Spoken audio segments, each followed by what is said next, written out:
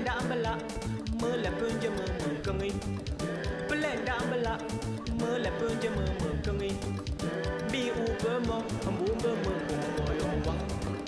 Be Benedoji, more better move Wally. Be Beneshe, more better move to. Yeah, dancing in your. Yeah, better. Blembo, listen to no more. On va rencontrer cet après-midi. Merci d'être là, vous aussi. Vous avez été plusieurs à vous inscrire. Et vraiment, on a été obligé de refuser des demandes pour venir ici. Donc, c'est vraiment très bien. Cette fois-ci, on avait exploré les premières fois les relations du Québec avec l'Asie. Ensuite, les relations internationales de ville à ville. C'était vraiment très intéressant. Cette fois-ci, on se demande où en est le Québec avec l'Afrique. Après les années de missionnariat, 19e et 20e siècle, on nous demandait, on nous appelait, nous, à aider l'Église catholique à évangéliser et sauver des âmes. Ensuite, il y a eu les années où le Québec comptait sur la francophonie, y compris plusieurs pays africains, pour obtenir une reconnaissance sur la scène internationale.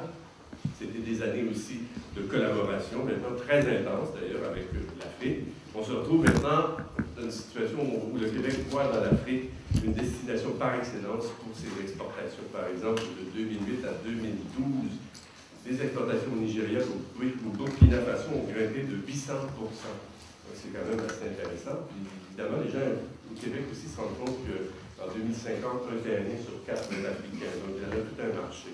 En septembre, le ministre Lisée, d'ailleurs, s'est rendu à une délégation avec une mission à laquelle participaient une centaine d'entrepreneurs et de professionnels.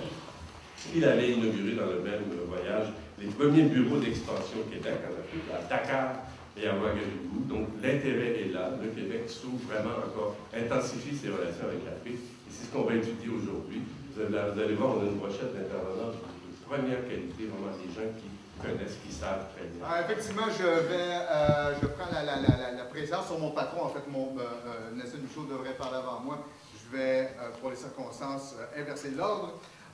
Donc, Votre Excellence, Monsieur le Consul, distingués invités, Monsieur le Sous-ministre, bienvenue à l'ENAP. Si pour certains d'entre vous, c'est la première fois, je vous souhaite la bienvenue ici. Bienvenue à l'ENAP. Bienvenue au GÉRIC, le groupe d'études sur les relations internationales du Québec.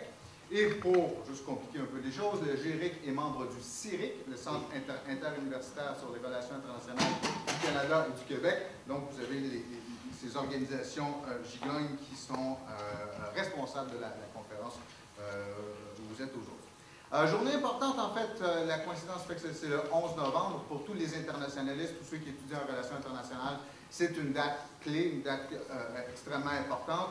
Il y a aussi bien d'autres activités qui ont lieu aujourd'hui, même si ça les éloigne un peu du sujet. Je crois que c'est important de souligner cette journée de mémoire.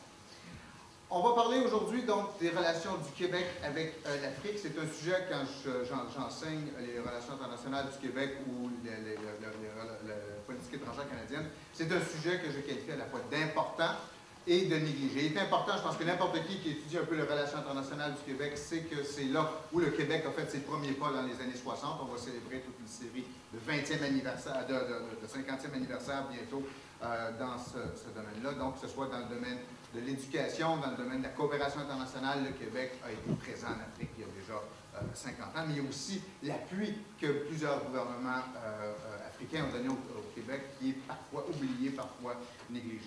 Donc, c'est une relation importante sur le plan culturel, sur le plan identitaire, sur le plan du domaine de l'éducation. C'est une relation extrêmement importante aussi en raison des communautés africaines qui vivent au Canada, au Québec, et qui donc participent à la vie politique et contribuent par les liens qu'ils ont toujours avec les pays d'Afrique à maintenir donc cette relation entre les deux régions très vives. C'est une relation très importante, c'est une relation surtout qui est très négligée. Raymond Saint-Pierre mentionnait quelques chiffres tantôt à propos de l'économie, des échanges du commerce. Très peu de gens sont au courant, très peu de gens s'intéressent à ces questions. Parmi les étudiants que je supervise ou ce que je vois qui se fait comme recherche, on met beaucoup d'attention, beaucoup d'énergie à comprendre les relations culturelles, les relations identitaires. On met beaucoup moins d'énergie à étudier les relations commerciales, les relations économiques. Et il y a un potentiel extraordinaire sur ce plan-là. Il y a aussi un potentiel extraordinaire sur le plan politique, sur les relations que le gouvernement du Québec et la société québécoise peut entretenir avec les sociétés africaines, les gouvernements africains. En terminant, je voudrais remercier nos partenaires financiers parce que ce genre d'événement-là est absolument impossible si on n'a pas l'appui donc de certains partenaires. Je mentionne d'abord le ministère des Relations internationales et de la francophonie du Québec, le ministère de l'Immigration et des communautés culturelles, ainsi que, et c'est important de le souligner, l'association étudiante de l'ENAP, parce que non seulement on a un appui financier de leur part, mais aussi on a un appui humain extrêmement important. Vous pouvez voir l'importance des bénévoles lorsqu'on organise des événements comme celui-ci. Je vous souhaite un excellent colloque et c'est un très grand plaisir pour moi de vous voir, l'ENAP, de voir que ce genre d'événement attire l'attention, suscite de l'intérêt, et je souhaite, et je sais que les conférenciers vont être à la hauteur de vos attentes. Merci infiniment. Le coordonnateur du GIRIC, c'est lui vraiment qui a organisé tout ça. Moi, j'ai le titre de président, mais c'est lui qui fait vraiment tout. C'est Gopinath Jayamalaratnam, le coordonnateur donc, du GIRIC, du groupe d'études sur les relations internationales du Québec.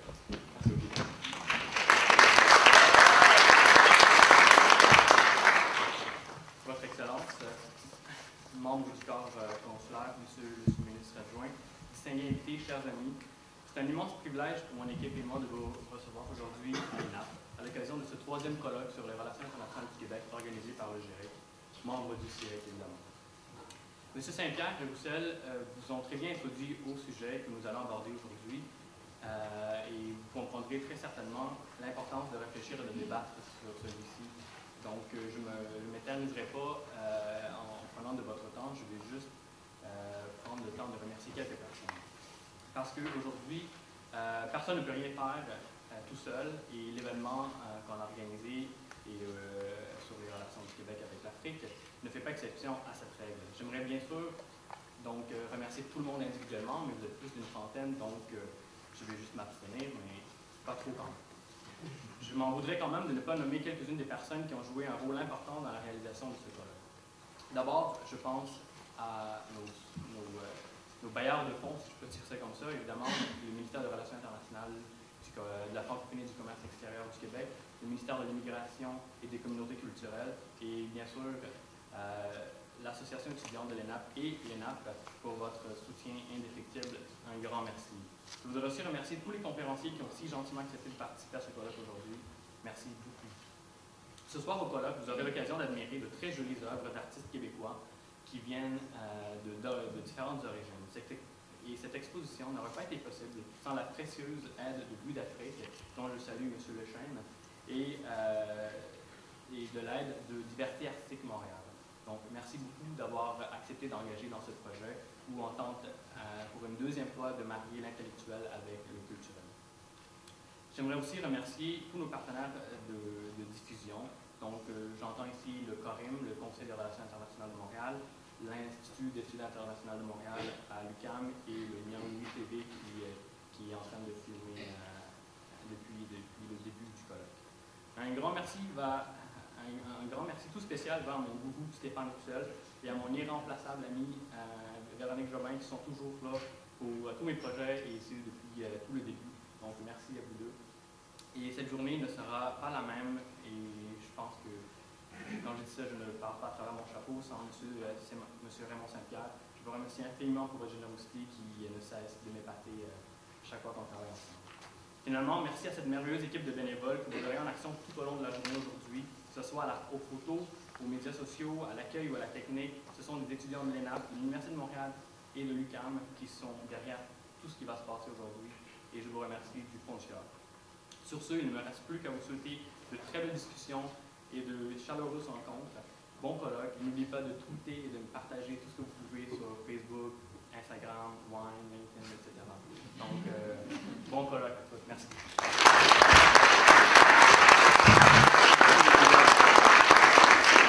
Alors, tout d'abord, à tout seigneur, tout honneur, son Excellence Anou Aguele Solomon Azombi.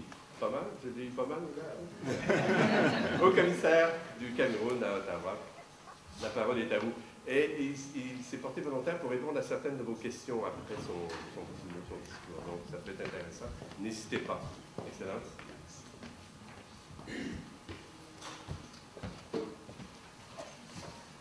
Excellence, Mesdames, Messieurs, bonjour. Je viens milliers de kilomètres, et comme vous avez constaté, mon nom est également kilométrique. Mais vous pouvez tout simplement m'appeler Salomon Azombi. Salomon, c'est plus simple. C'est un grand plaisir pour moi d'être parmi vous ici. Et vous me permettrez d'abord de remercier les organisateurs de ce colloque important pour l'honneur qu'ils m'ont fait de m'inviter ici. C'est avec grand plaisir que j'ai accepté de venir ici. Merci M. Raymond, merci M. Gopinath et tous les autres. Je remercie également les autorités de l'ENAP, qui est un grand partenaire pour le Cameroun, puisque l'ENAP forme beaucoup de nos ressources humaines, beaucoup de nos fonctionnaires viennent ici de temps en temps et beaucoup d'ailleurs sont présents ici dans la salle. Et c'est le témoignage de l'excellence des relations que le Cameroun entretient avec l'ENAP. Donc, le sujet que je vois ici est fort intéressant et c'est un plaisir pour moi d'esquisser quelques points, aussi en présence de certains grands acteurs de relations entre le Québec et le Canada, et le Cameroun et l'Afrique. Je viens de découvrir une aînée, l'ambassadeur Anne Lehi, qui fut l'ambassadeur du Canada au Cameroun et qui a beaucoup participé dans le renforcement des relations diplomatiques entre nos deux pays. Et c'est avec plaisir que je prends la parole devant elle, comme témoin aussi. D'abord, je vais vous parler des relations entre le Québec et l'Afrique. Avant pour nous en Afrique, et surtout pour les pays d'Afrique francophone, le Québec occupe une place de choix. Le Québec est perçu comme la porte d'entrée en Amérique du Nord. C'est une destination privilégiée pour nos étudiants et travailleurs immigrants en raison de mesures incitatives exceptionnelles offertes par le Québec. Aux étudiants, on accorde des bourses d'exemption. Aux immigrants, on accorde des facilités de séjour. Il y a également les bourses de la francophonie. Donc, il y a un panoplie de mesures incitatives qui font en sorte que le Québec demeure une destination privilégiée pour beaucoup de gens, y compris les Africains. Dans le cadre, dans l'aspect culturel de la francophonie, le Québec encore constitue un espace accueillant et charitable. Et ça attire beaucoup de gens. C'est assez convivial d'être ici à Québec et de vivre avec les Québécois et les Québécoises. Le Québec, enfin, est un partenaire économique aux potentialités avérées dans plusieurs secteurs clés, secteurs phares comme l'éducation, l'agriculture, énergie, technologie de pointe, industrie et innovation. Et voilà un peu comment le Québec est perçu par nous, les Africains, quand on parle du Québec. C'est assez spécifique, c'est en Amérique du Nord, mais assez proche de nous, évidemment pour des raisons culturelles, la langue française qu'on partage, mais avec une certaine nuance que vous êtes en Amérique du Nord, il y a une autre attitude, disons une valeur ajoutée en quelque sorte. Voilà comment nous on perçoit le Québec. Maintenant, pour revenir sur les relations entre le Cameroun et le Québec, à l'instar de nombreux pays d'Afrique francophone, le Cameroun entretient avec le Québec des relations étroites et multiformes depuis de longues dates. Les relations bilatérales entre le Cameroun et le Canada se résument essentiellement en relation avec le Québec. Le gros de mon travail comme haut commissaire du Cameroun ici au Canada, c'est avec le Québec. La plupart des choses, des sorties, de mes sorties, que ce soit pour rencontrer les autorités politiques ou le secteur privé ou les organisations et les associations de la société civile, c'est davantage avec ce pays. Ce n'est pas exclusif, mais c'est davantage presque avec le Québec. Ça peut dire quelle place occupe le Québec dans notre politique étrangère. Le socle de ces relations repose sur l'action salutaire de missionnaires québécois qui ont créé au Cameroun des écoles, des églises, des centres de santé, avant même l'établissement des relations diplomatiques entre le Cameroun et le Canada en 1962. Donc, au cours des 50 dernières années, entre 1962 et 2012, des diplomates, comme je viens de dire, vous avez ici l'ambassadeur Anne-Léhi, et des coopérants de l'ARDI, dont la majorité, pour ne pas dire la quasi-totalité, sont québécois, ont œuvré pour l'élargissement et le renforcement d'une coopération exemplaire avec le Cameroun. Il y a lieu de saluer les initiatives aussi louables que déterminantes entreprises par des associations et organisations de la société civile du Québec au Cameroun. C'est en partie grâce à cette histoire et héritage singulier que de nombreux Camerounais et Camerounaises continuent de choisir le Québec comme destination privilégiée pour l'émigration. Et nombreux sont les membres de la diaspora camerounaise qui vivent, travaillent et contribuent de manière significative dans la vie politique, économique et sociale du Québec et constituent des ponts par excellence pour la consolidation d'une coopération longtemps perçue comme porteuse et mutuellement bénéfique. Comme vous savez, même le ministre québécois de la Culture est d'origine camerounaise. Et nous, au Cameroun, nous sommes particulièrement fiers. Il existe beaucoup d'autres acteurs camerounais qui sont dans la vie politique, dans la vie économique, qui œuvrent dans le secteur privé ici.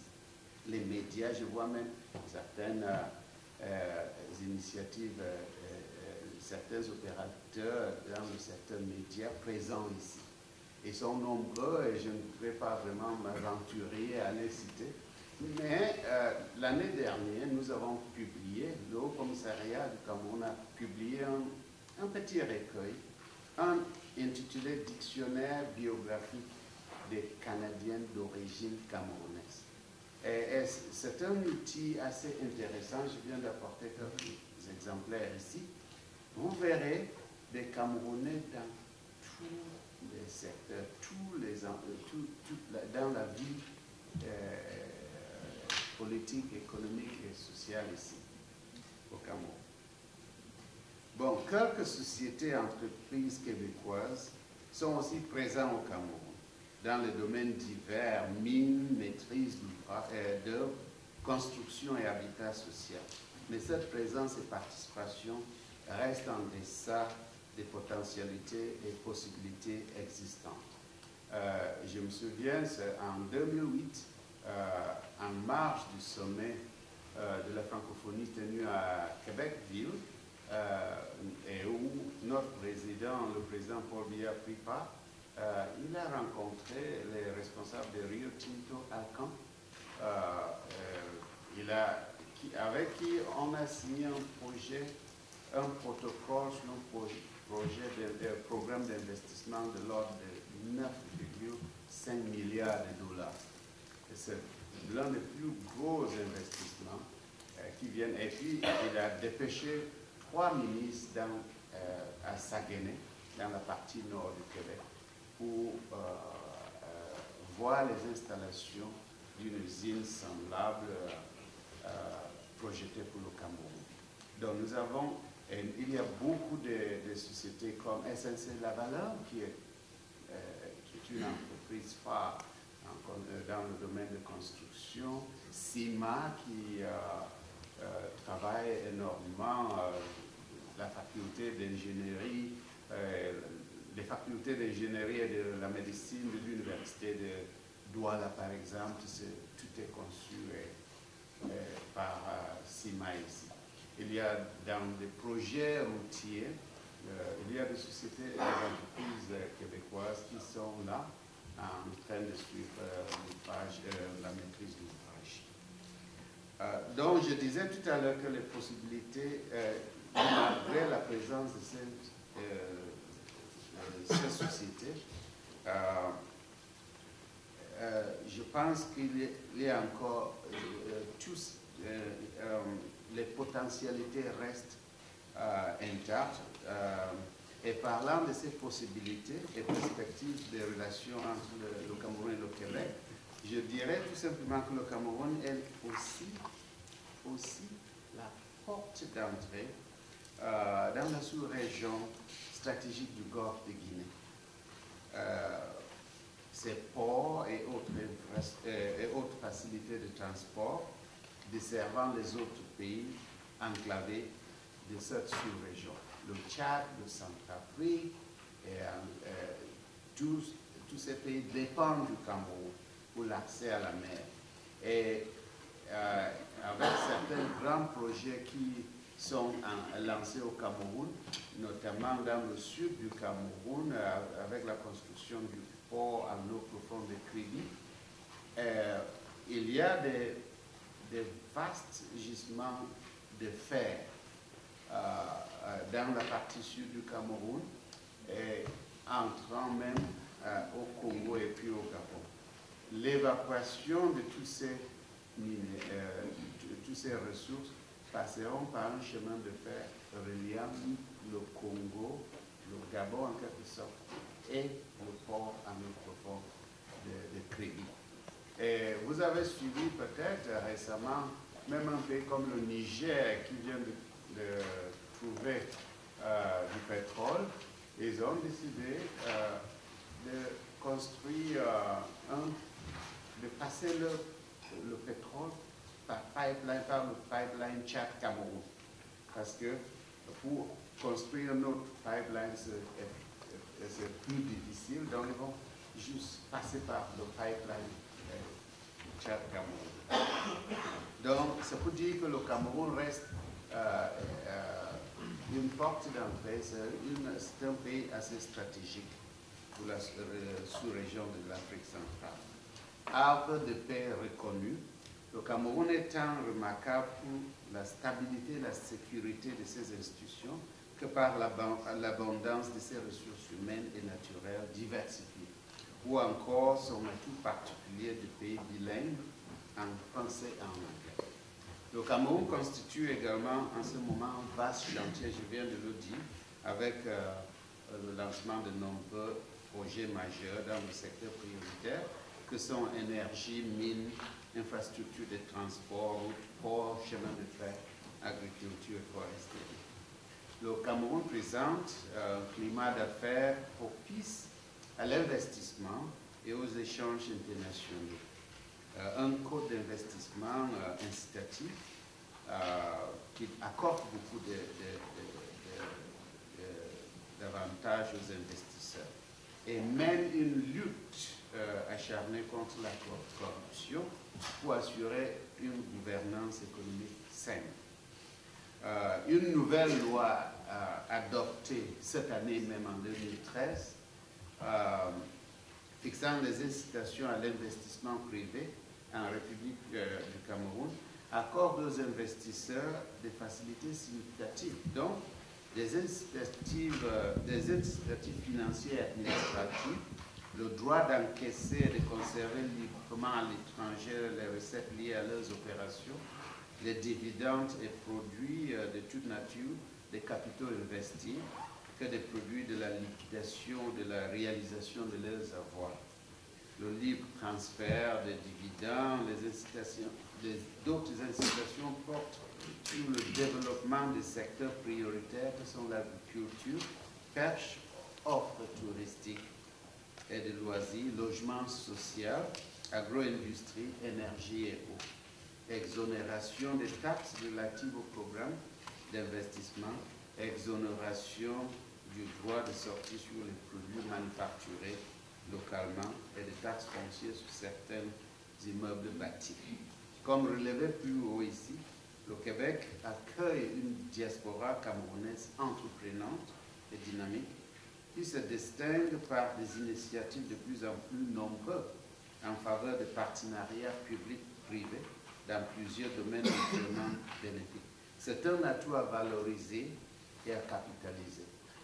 Vous connaissez beaucoup de membres de cette diaspora, Afrique Expansion, Amina Gerbar, qui a fait pas mal de choses, il y en a beaucoup. Bon, pour terminer, je voudrais tout simplement relever que le Cameroun vient de conclure des négociations sur un accord sur la protection et la promotion des investissements étrangers avec le Canada, dont le Québec. Et le motif, c'est un motif encourageant, je crois, aux investisseurs québécois pour tirer avantage des non-potentialités économiques qu'offre le Cameroun. Le contexte international qui est particulièrement favorable à l'émergence de l'Afrique offre à ses partenaires des conditions idoines pour des partenariats gagnant-gagnant. Pour sa part, le Cameroun suit avec attention toutes les initiatives de développement en cours au Québec afin de saisir toutes les opportunités d'apprentissage, de coopération, d'affaires qui se présentent. C'est notamment le cas avec le plan Nord pour le développement du Québec, adopté en 2011, le sommet international des coopératives, tenu pour la première fois avec grand succès en 2012, et du Forum Québec Mine, dont les deuxièmes assises tiennent à partir d'aujourd'hui, du 11 au 14 novembre 2013 à Québec-Ville, avec la participation d'une délégation du Cameroun que je conduis. D'ici, je me dirige vers le Québec-Ville. Ensemble, les relations entre le Québec et le Cameroun sont excellentes, les potentialités sont énormes, les conditions sont très propices à une dynamisation et diversification des relations économiques entre les deux parties. L'avenir de ces relations qui est prometteur contribuera au renforcement des relations d'amitié entre les peuples québécois et camerounais. Je vous remercie.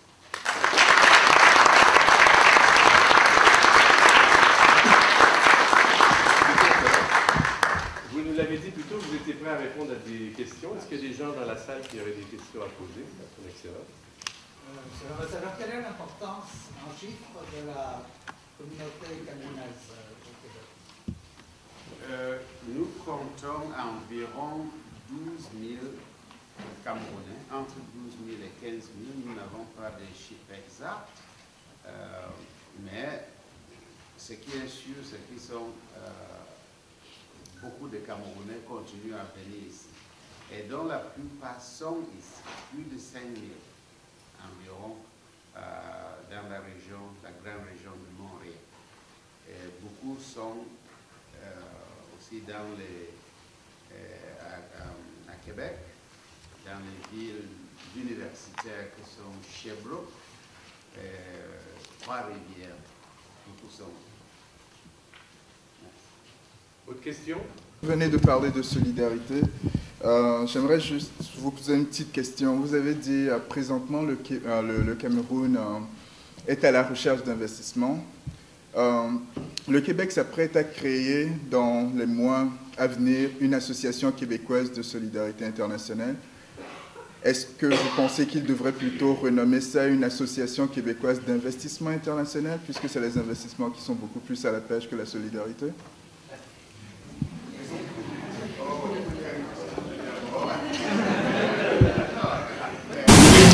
La Chine, parce que vous avez parlé de Rio Tinto, il y a les mines, pâtes et papier, le Cameroun, on le sait, c'est un pays très riche.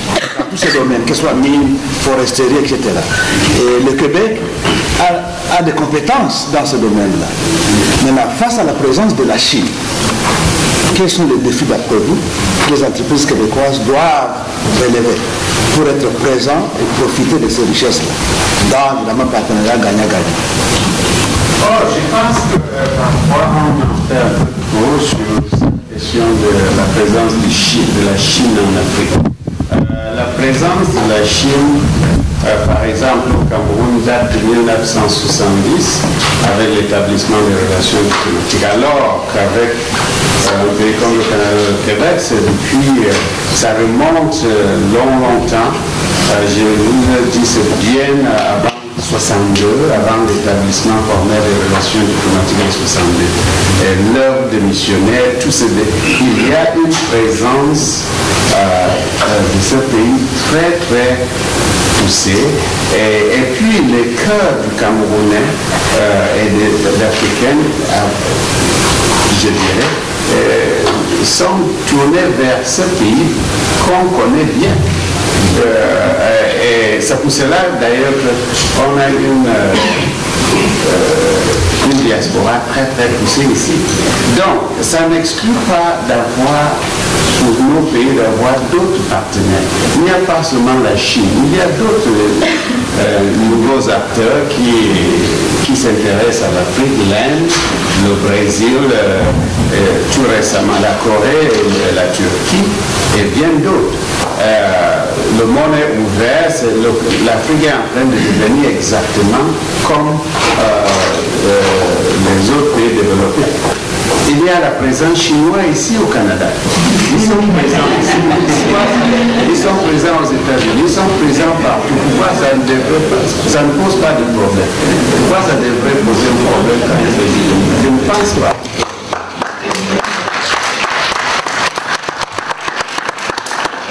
Oui, monsieur Ashmidon. Excellence ambassadeur, vous êtes attardé sur les relations commerciales, économiques, ce qui est fondamental bien entendu. Vous avez dit très peu de choses des relations disons, politiques sur le plan de la démocratie. Je pense que c'est tout aussi important. Quel est deux petites questions. Quel est en gros l'état de l'avancement de la démocratie, aussi démocratique au Cameroun, et qu'est-ce que le Québec peut apporter au Cameroun pour aider l'avancement de la démocratie? C'est très bien. Tout à l'heure, certainement, le directeur général des élections sera là. Qu'est-ce que le Québec peut apporter ou apporte au Cameroun dans le cadre de son avancée sur le plan politique, démocratique précisément? Nous avons certes des choses à améliorer, donc, mais il n'y a pas de problème particulier. Voilà, il reste à vous remercier, Excellence. C'est très intéressant.